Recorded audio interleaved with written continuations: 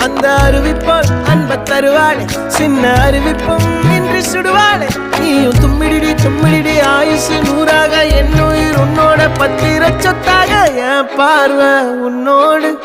உன் பொம்மை கண்ணோடு பேசாமல் விண்ணோடு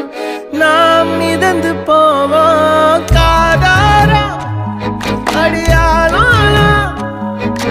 நான் தாங்க மாறோடு